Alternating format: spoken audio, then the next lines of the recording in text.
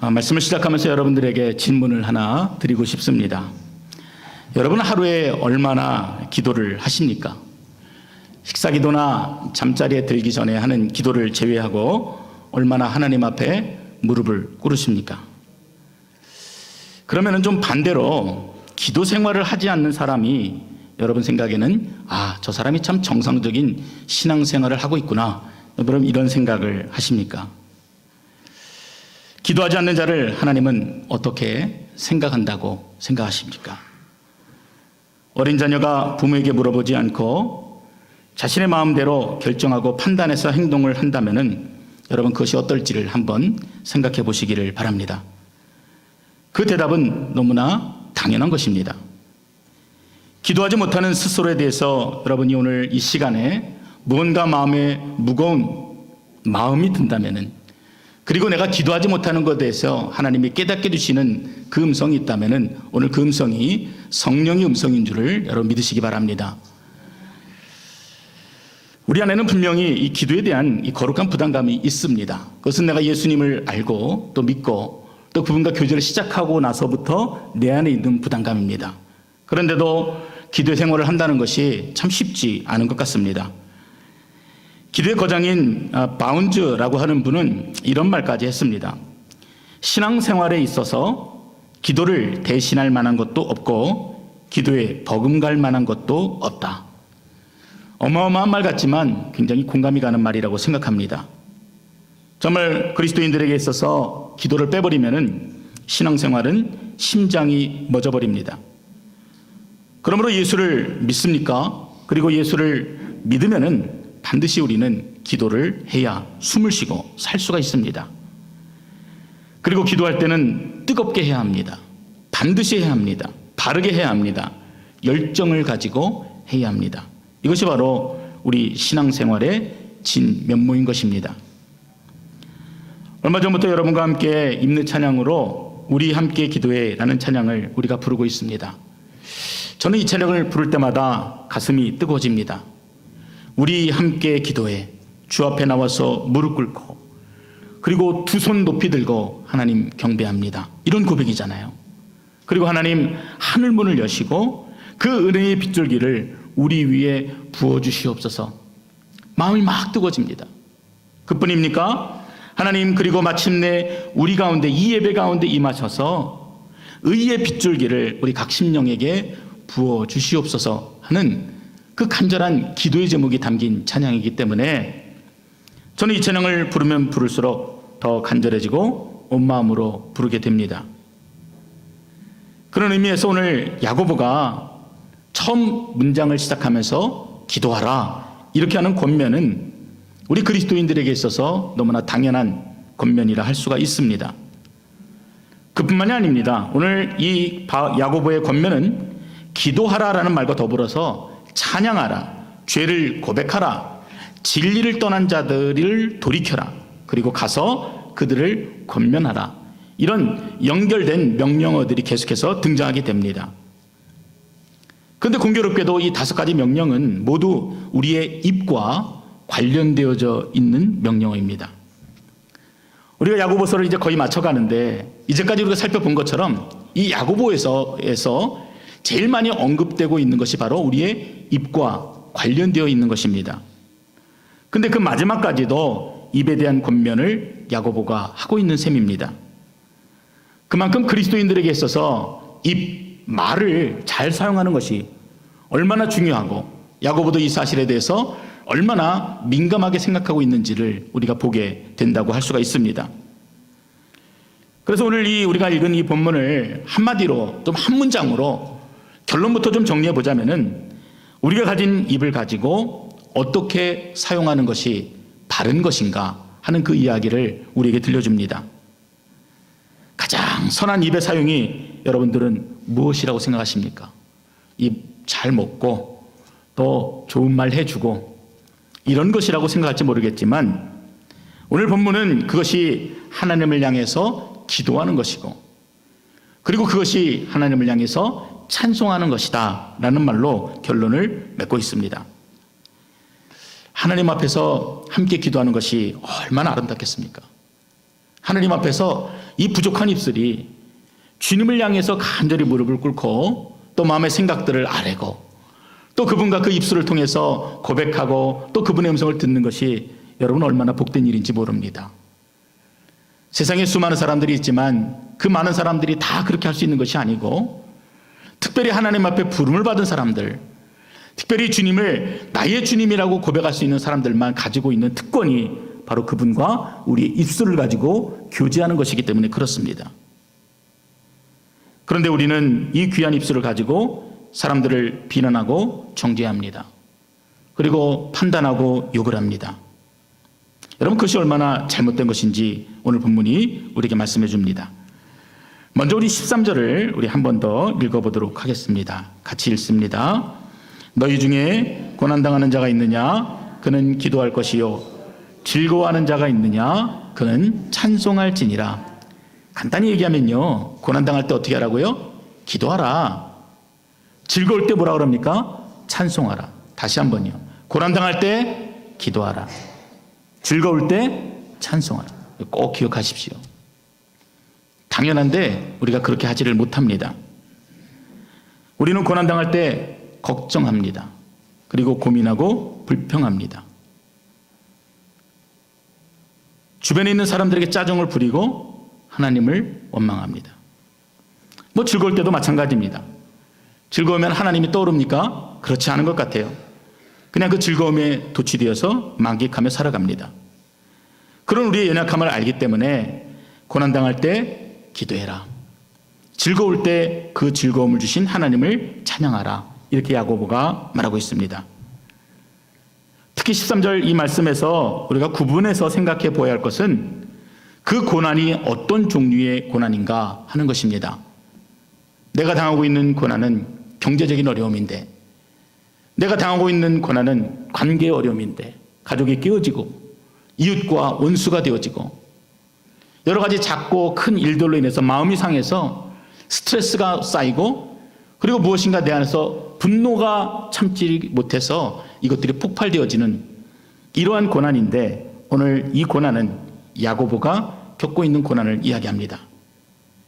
우리가 지난주에도 말씀을 나눴던 것처럼 이 고난은 주의 이름으로 인해서 당하게 되는 고난을 이야기합니다.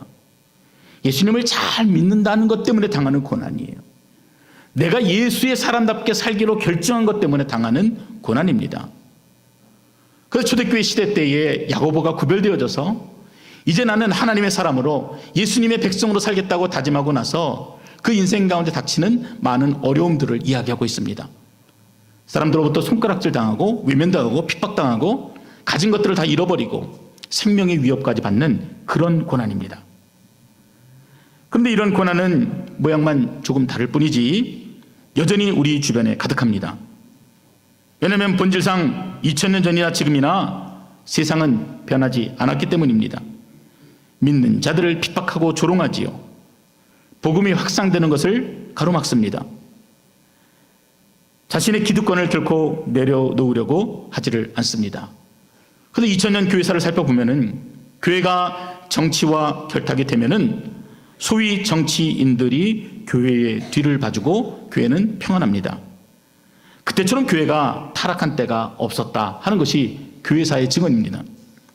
그러나 반대로 교회가 복음 안에서 정직하고 순결하여서 정치와 철저하게 분리가 되어질 때, 세상의 권력에 의존하지 않을 때 교회는 믿음 안에서 바로 세워지고 동시에 세상으로부터 어김없는 핍박과 긴 고난의 시간을 보내왔기 때문입니다. 그런데요, 오늘 이 야고보가 기도하라, 찬양하라 하는 그 말에는 이 본문에 표현되어 있지 않은 다른 종류의 고난이 느껴집니다. 공부 잘하는 아이에게 공부하라, 여러분 그렇게 하지 않으시잖아요. 운동 잘하는 아이에게 운동 좀 해라, 이렇게 말하지 않습니다. 지금 야고보가 기도하라, 찬양하라 이렇게 하는 것은 여러분 어떤 의미가 있다고 생각하십니까? 예수를 믿는다는 것 때문에 지금 감당할 수 없는 고난과 핍박이 그의 삶에 가득한데도 어떻게 해요? 성도들이 기도를 하지 않고, 분명히 삶에 주는 기쁨이 가득한데 하나님의 복음으로 인해서 주시는 그 은혜가 가득한데도 찬양하지 못하고 있는 이 초대교회 성도들의 모습이 야고보의 눈에 보였던 것입니다. 한마디로 성도들이 영적으로 깨어있지 못함에 대한 안타까움이 이 본문에 같이 묻어있다고 할 수 있습니다. 말로는 죽도록 힘들다, 죽을 것 같다, 살 소망이 없다 말하면서도 기도하지 않아요. 내게 주신 하나님의 은혜가 크다, 하나님이 주신 구원이 크다 라고 이야기하면서 결코 삶의 자리에서 찬양하지 않습니다. 여러분, 거기에서 오는 안타까움, 바로 그 영적인 무감각을 지적하고 있습니다. 성경에서 영적인 무감각을 이야기할 때 문둥병을 예로 사용합니다. 그 당시에는 가장 무서운 질병이었죠. 손가락이 잘려나가고 코가 문드러져서 떨어져 나가도 감각이 없는 병이 문둥병입니다. 살아는 있지만 실상은 죽어있는 병이 바로 그 병입니다. 고난을 당하고 핍박을 당하고 있는데도 깨닫지 못하고 죽을 날만 기다리는 이스라엘이 그런 모습을 하고 있다고 생각해 보십시오. 여러분, 야고보의 그 절절함이 우리에게 느껴지는 것입니다. 가정이 깨어지는데, 삶이 고통으로 가득하여서 우리를 짓누르고 억눌러서 신앙으로부터 멀어지게 하는데 여러분, 기도하지 않는 것이에요. 찬송하지 못합니다. 그 큰 근심으로 인해서 말이나 행동에서 분명히 그 심각성이 느껴지는데도 하나님 앞에 나와서 간절히 기도하지를 않습니다. 여러분, 이것이 우리의 문제다라고 생각하십니까? 여러분, 기도하십니까? 영적인 감각이 마비되면 개인과 사회 모두가 방향과 의미를 잃어버리고 곧바로 파멸에 이르게 됩니다. 이사야 선지자가 6장 9절의 말씀에서 너희가 듣기는 들어도 깨닫지 못할 것이요 보기는 보아도 알지 못하리라. 이스라엘이 결국 멸망하게 되는 그 원인이 들어도 듣지 못하고 보아도 보지 못하는 그 영적 무감각에 있다라고 정확하게 지적하고 있는 것 같습니다. 그래서 무뎌진 우리의 영적인 감각을 되찾는 일, 그래서 기도해야 될 때 기도하고 찬송해야 될 때 찬송하는 그 일이 우리에게 얼마나 시급하고 중요한 일인지를 우리가 함께 느끼게 되는 것입니다. 예수님께서도 누가복음 21장에서 이러한 영적인 무감각을 지적하셨습니다. 방탕함과 술취함, 그리고 생활의 염려로 마음이 둔하여지고 뜻밖의 그날에 덫과 같이 너희에게 임할 것이다. 여러분, 두렵잖아요. 무섭잖아요. 근데도 우리는 기도를 안 합니다. 그리고 이 말씀과 더불어 말씀해 주시기를 이러므로 너희는 장차 올 이 모든 일을 능히 피하고 인자 앞에 서도록 항상 기도하고 깨어 있으라. 이렇게 분명히 우리에게 말씀해 주십니다. 여러분, 기도하는 것 그리고 찬송하는 것, 그것은 그리스도인이 세상과 분명하게 구별되어져 있다는 증거가 돼요. 여러분, 우리는 분명 이 영적인 감각이 살아있어야 합니다. 그래서 민감할 때 민감해야 하고 둔감할 때 둔감해야 합니다. 세상 사람들이 예수를 바라보지 못하고 진리를 바라보지 못하고 둔감하게 죽어갈 때 우리는 깨어서 그 한길을 바라봐야 됩니다. 세상 사람들이 TV와 뉴스를 통해서 마치 당장 전쟁이 터지고 전 지구적인 종말이 올 것처럼 호들갑을 떨 때 그리스도인들은 영적인 안테나를 높이 세우고 하나님을 의지하고 그분이 주시는 평온한 호수를 경험해야 하는 것입니다. 여러분, 이것은 목회자들만이 아니라 교회에 속한 모든 자들, 그리고 특별히 다음 주에 하나님의 청지기로 세워질 분들에게도 마찬가지입니다.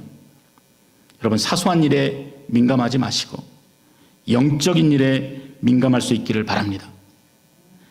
세상 사람들이 참 소망을 잃고 방황하며 영적으로 죽어가는 일 뿐만 아니라 교회가 오랫동안 어려움 가운데 있으면서도 깨어서 기도하지 못하는 일,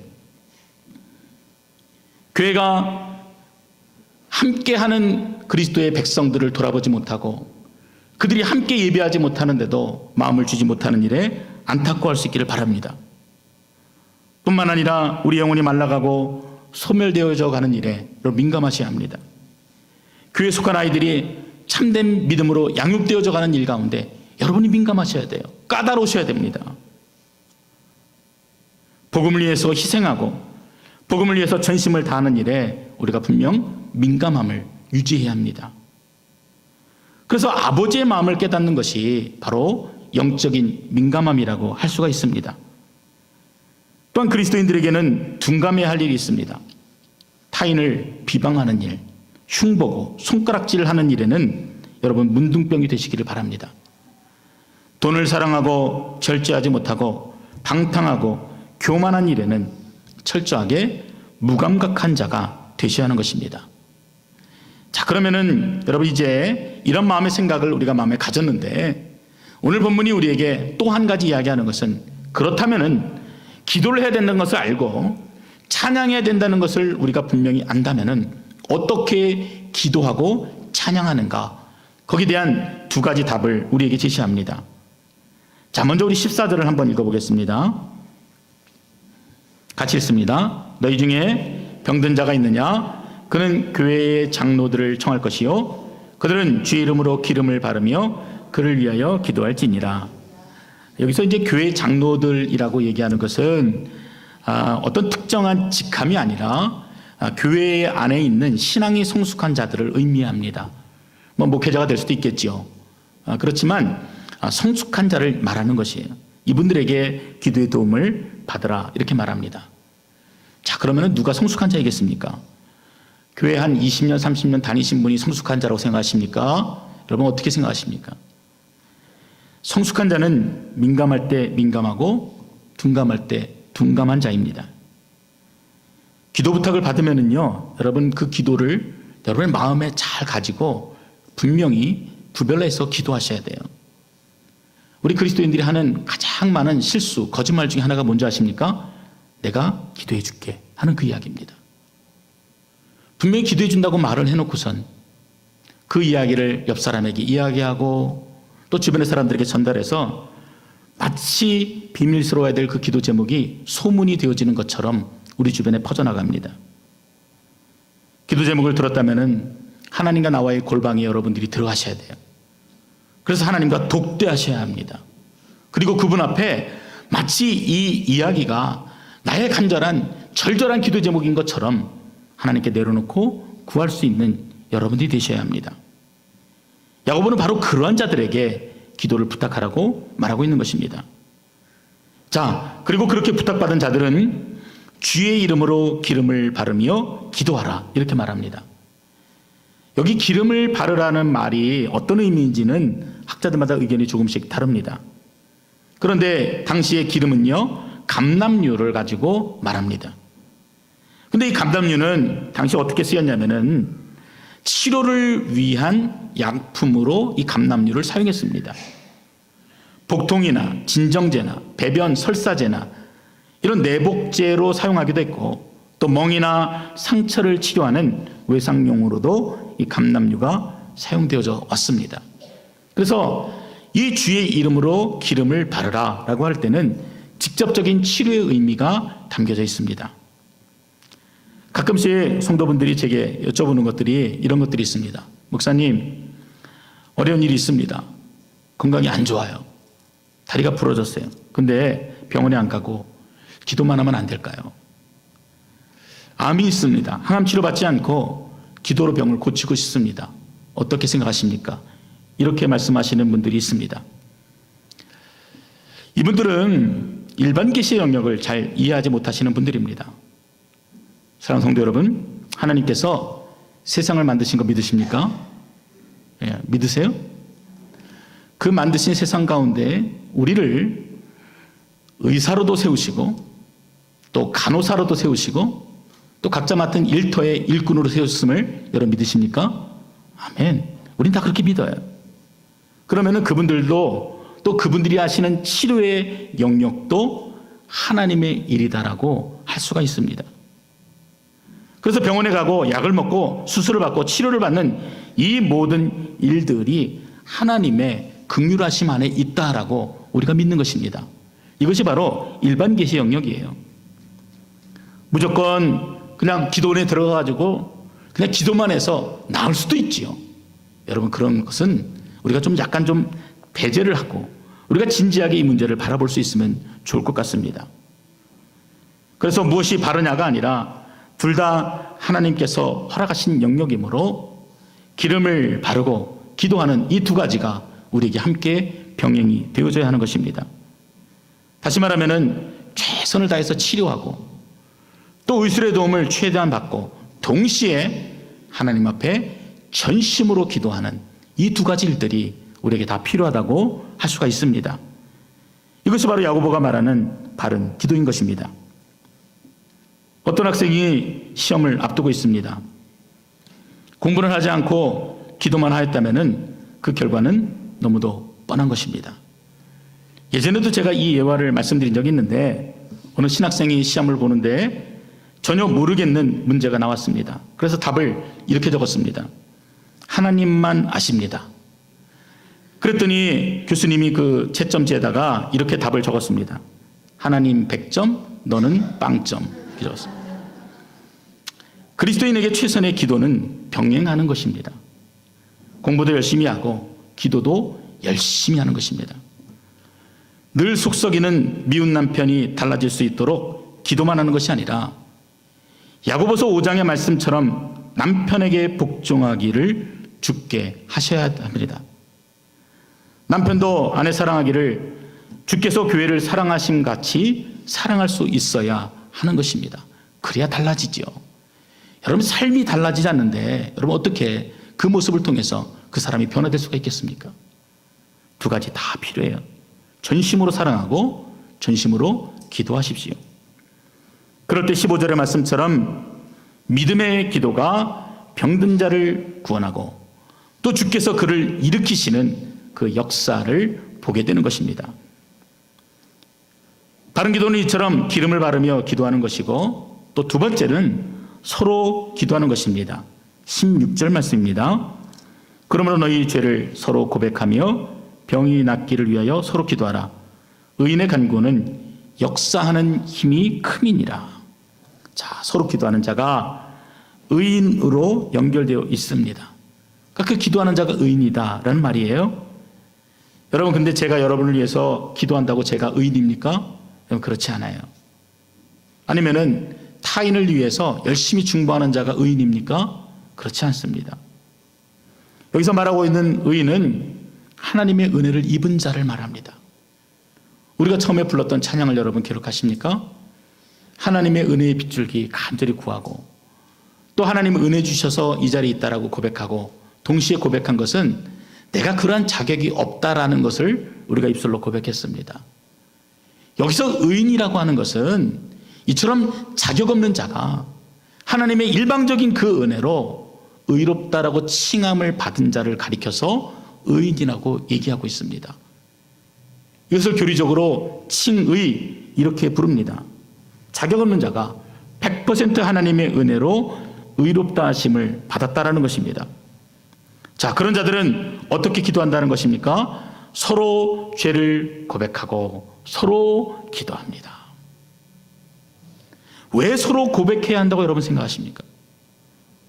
우리는 스스로 이 자신이 얼마나 비참한 존재인지를 고백하지 않으면은 아무도 그 하나님의 은혜가 어떤지, 그 하나님의 긍휼하심이 어떤지, 그분의 용서하심과 자비하심이 어떤지를 결코 깨달을 수 없기 때문에 그렇습니다. 그래서 의인은 철저하게 하나님께 의존되어 있고 의탁되어 있습니다. 그분의 은혜를 알고 그분 앞에 엎드리게 될 때 여러분 그분이 주시는 은혜를 누리게 되는 것입니다. 그런데 자신의 처절함을 깨닫지 못한다면 자기가 얼마나 용서받을 수 없는 죄인이라는 것을 깨닫지 못한다면 내가 받은 그 구원이, 내가 받은 은혜가 결코 감사한 것이라는 것을 알지 못하기 때문이 그렇습니다. 어떤 분들은 내가 잘나서 된 일이라고 생각하기도 하고 어떤 분들은 내가 열심히 있어서 되어진 일이다라고 착각하시기도 합니다. 그것은 말 그대로 착각입니다. 그러나 내가 얼마나 죄인이었는지, 내가 얼마나 용서받을 수 없는 이 아무런 소망이 없는 자였는지를 깊이 깨닫는 자는 내게 허락하신 하나님의 은혜가 얼마나 크고 놀라운 것인지를 늘 깨닫고 늘 그 감격 속에 살아가게 되는 것입니다. 그래서 말하는 것이에요. 서로 고백해라. 서로 기도해라. 이 말씀으로 우리가 받은 은혜를 고백할 수 있도록 권면하는 것입니다. 내가 죄인이라는 것을 고백하고, 내가 용서받을 수 없는 자임을 고백하고, 또 내가 그럼에도 불구하고 하나님의 은혜를 받고 그 은혜를 누리고 있는 자라는 것을 고백하는 자, 그런 자의 간구가 여러분 얼마나 능력이 있겠습니까? 이런 자들의 기도는요, 여러분 그냥 하나님 앞에 나와서 무릎을 꿇는 것만으로도 하나님은 그 기도를 들어주십니다. 가끔씩 그런 생각을 해봅니다. 기도원에 가보면은 정말 이렇게 기둥뿌리 잡고 눈물로 기도하시는 분들이 계세요. 진실하신 분들도 계시죠. 그렇지만 정말 이 언변이 뛰어나신 분들은요, 그냥 쉬지 않고 1시간, 2시간 막 기도하시는데 하나님 귀가 좀 아프시겠다, 이런 마음이 들 때가 있습니다. 근데 어떤 분들은 기도도 잘 못해요. 대표 기도를 부탁드려도요, 어떻게 말해야 될지를 모릅니다. 그런데 앞에 나와서 주님 하는 그 짧은 한마디에 그 모든 기도의 제목들이 다 묻어져 있습니다. 느껴집니다. 그 기도가 얼마나 간절하고 진실한지를 깨닫게 되어집니다. 과연 하나님께서 1시간, 2시간 하는 그 수다스러운 기도를 더 좋아하실까? 말하지는 않지만 그 진심이 묻어져 있는 그 깊은 탄식의 소리를 하나님이 더 받으실까? 여러분, 그것은 너무나 분명한 결과입니다. 그리고 나서 야고보는 17절 18절에 예를 들어서 설명하고 있습니다. 우리가 잘 아는 엘리야를 예로 들고 있습니다. 엘리야는 우리와 성정이 같은 사람이로되 그가 비가 오지 않기를 간절히 기도한 즉 3년 6개월 동안 땅에 비가 오지 아니하고 다시 기도하니 하늘이 비를 주고 땅이 열매를 맺었느니라.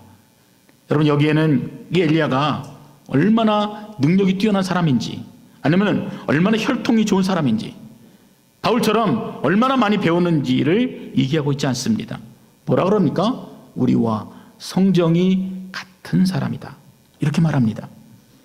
우리가 피곤을 느끼는 것처럼 이 사람도 피곤을 느끼는 선지자였어요.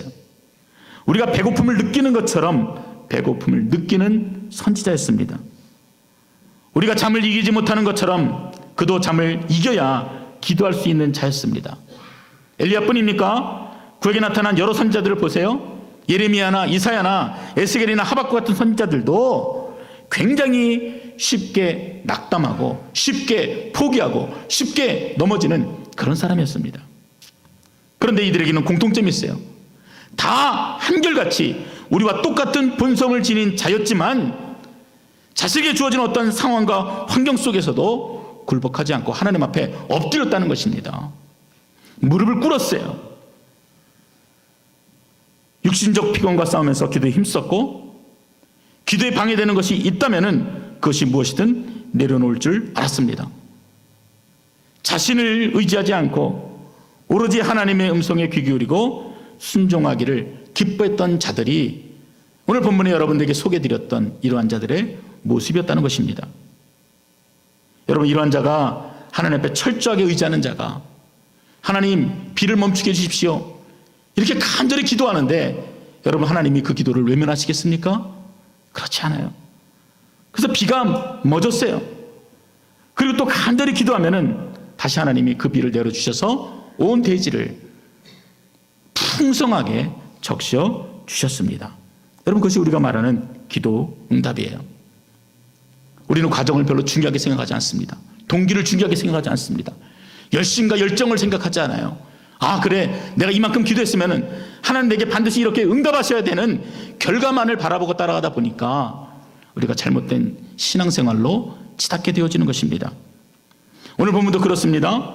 오늘 본문을 아무 생각 없이 읽다 보면은요, 어떤 결론에 다다르게 되냐면은 의인의 간구는 역사하는 힘이 크다. 아, 그렇구나. 엘리야가 능력이 큰 자니까, 이 사람이 의인이니까 이사 같은 사람들이 기도하면은 하나님이 3년 6개월 동안 비도 멈추게 하시고 비도 내려주신다. 이런 말도 안 되는 해석을 하게 되는 것입니다.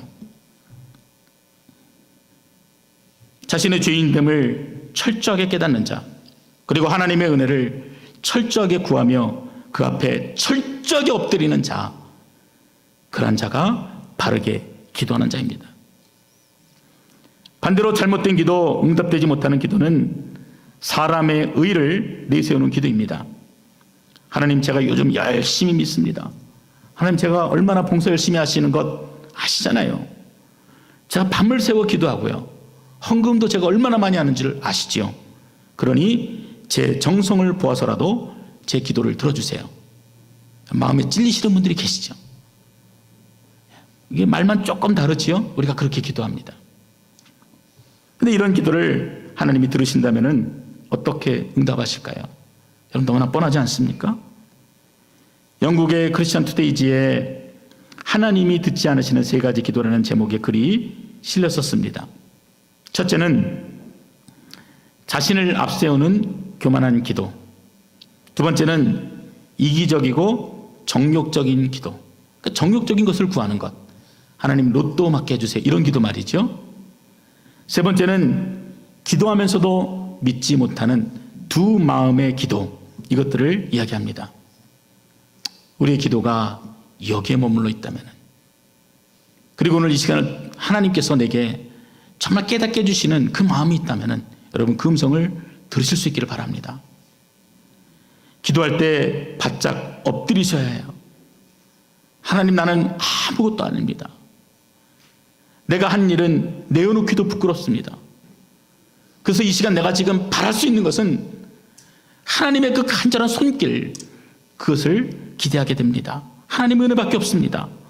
라는 그 깊은 영혼의 탄식이 여러분의 입술을 통해서 흘러나오게 될 때 하나님의 그 기도를 붙들어 주세요. 그리고 응답해 주세요. 아무것도 하지 않냐고 기적 같은 일을 바라지 마시고 하나님을 절대적으로 믿는 그 신뢰함 속에 하나님 앞에 엎드리시고 겸손히 구하는 여러분 되시기를 바랍니다. 말씀을 정리합니다. 고난이 있으십니까? 어떻게 하라 그랬어요? 기도하셔야 합니다. 여러분, 즐거운 일 있으십니까? 어떻게 됩니까? 찬송하시기 바랍니다. 마음이 괴롭고 육신이 연약하여 전능자의 피시로가 필요하시다면 철저하게 그분 앞에 엎드리시고 순간순간 성실히 최선을 다하고 믿음으로 기도하시기 바랍니다. 자신의 연약함과 죄악됨을 철저하게 고백하고 주님만 의지하는 고백의 기도를 들으실 수 있기를 바랍니다. 간절하게 끝까지 기도하셔야 돼요. 여러분, 그래야지 응답되어져요. 그럴 때 저 하늘을 지으시고 온 우주를 창조하신 그 전능자의 손길이 내가 기도한 것보다도 더 완전하고 완벽하게 이루시는 그 역사를 경험하게 될 것입니다. 그렇게 되시는 여러분 되시기를 주의 이름으로 축원드립니다.